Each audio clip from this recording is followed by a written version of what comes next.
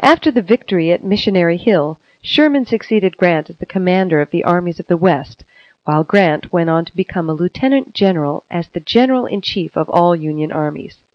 Sherman's next goal for the Army of the West was not a western city at all, but rather the heart of the South, Atlanta.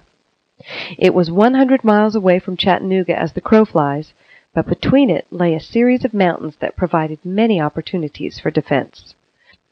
It was General Johnson, who had replaced Bragg's plan to fight a set-piece defensive battle to defeat Sherman. Sherman, however, had other plans. Johnson's first line of defense was Rocky Face Ridge at Buzzard's Roost. Sherman instead had sent his forces on a flanking movement to Reska. This forced Johnson to pull back to there, which he did by May 12th. At Reska, he held up Sherman, who could not find any weakness in the defense there. Instead, he once again engaged in a wide flanking movement. This forced Johnson to pull back once more, this time to Cassville. There Johnson planned to turn and fight. Sherman's forces were dispersed, but the Confederates believed that they had been outflanked again, and thus they once again fell back, this time to positions overlooking the railroad at Altoona Pass.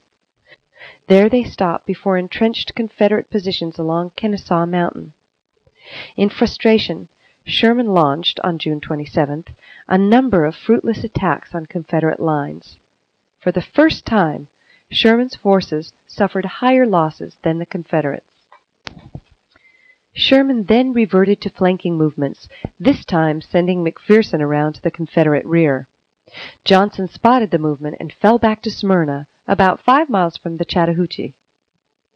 Sherman had considered a frontal assault, but finally thought better of it, and decided instead on another flanking movement.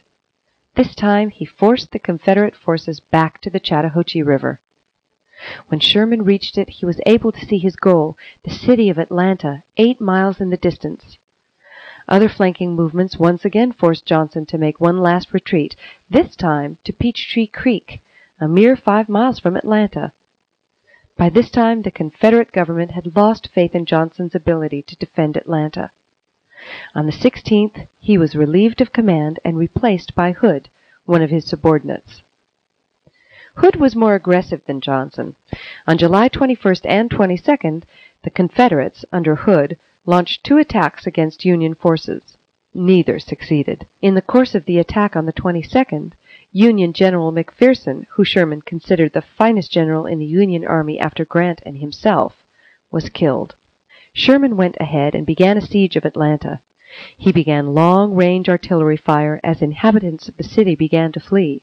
Sherman was not content to maintain a long-term siege of the city, and was therefore determined to cut the last remaining rail link between the city and the rest of the South. Sherman's army began one final flanking movement to the south, cutting the rail lines at Jonesboro. Hood's forces responded by attacking the Union forces, but failed. Hood had no choice but to retreat from Atlanta, which he promptly did.